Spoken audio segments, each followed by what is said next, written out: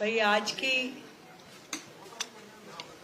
ये प्रेस वार्ता विशेष रूप से आप सभी को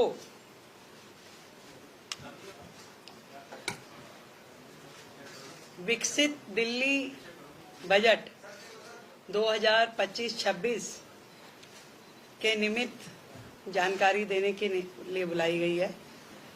और आप सभी जानते हैं कि सरकार बनने के तुरंत बाद से हमारा एक ही ध्येय है कि विकसित दिल्ली के अपने एजेंडा की दिशा में काम करें।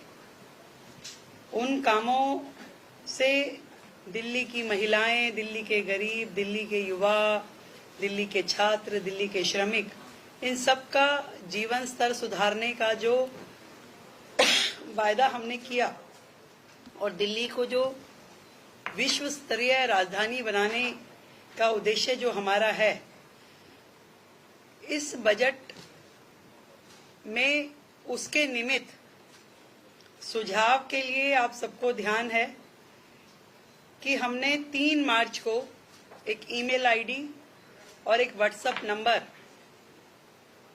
अनाउंस किया था। और ये जो सेशन है हमारा 24 मार्च से शुरू होगा, जो 28 मार्च तक और हो सकता है उससे भी आगे एक्सटेंड हो चलेगा। मैं आप लोगों को ये जानकारी देना चाहती हूं कि ईमेल के माध्यम से हमें 3,303 सुझाव प्राप्त हुए और व्हाट्सएप नंबर के जरिए 6,982 सुझाव हमें मिले। तो लगभग 10,000 सुझाव, जिसमें उनके सुझाव, जनता की अपेक्षाएं और विभिन्न मुद्दे जो दिल्ली से संबंधित है, हर विषय पे जनता के सुझाव हमारे तक पहुंचे हैं। और ये सभी सुझाव विकसित दिल्ली बजट का प्रारूप तैयार करने के लिए बहुत ही काम आए। और इसी तरीके से अलग अलग समूह, महिलाओं से सरकार मिली, शिक्षाविदों से मिले, उसमें प्राइवेट स्कूल के भी लोग थे, उसमें हमारे गवर्नमेंट स्कूल से भी जुड़े हुए सभी शिक्षाविद रहे, इन्फ्लुएंसर से मिले, व्यापारियों से मिले, औद्योगिक जगत के लोगों से मिले, किसानों से, विधायकों से, सांसदों से, निगम पार्षदों से, युवाओं से, झुग्गी के लोगों से, डॉक्टर्स, सीएस, कॉलेज स्टूडेंट्स, हमारे नगर निगम के एम्प्लॉइज अलग अलग सेक्टर में जो काम कर रहे हैं, इन सभी वर्गों से मिलकर के हमने जनसंवाद किया।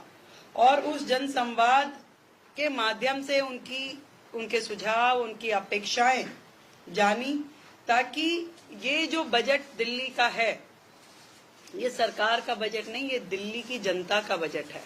और दिल्ली की जनता के बजट में कोई भी वर्ग हमारी योजनाओं से अछूता ना रहे, इसका ध्यान हमने रखा।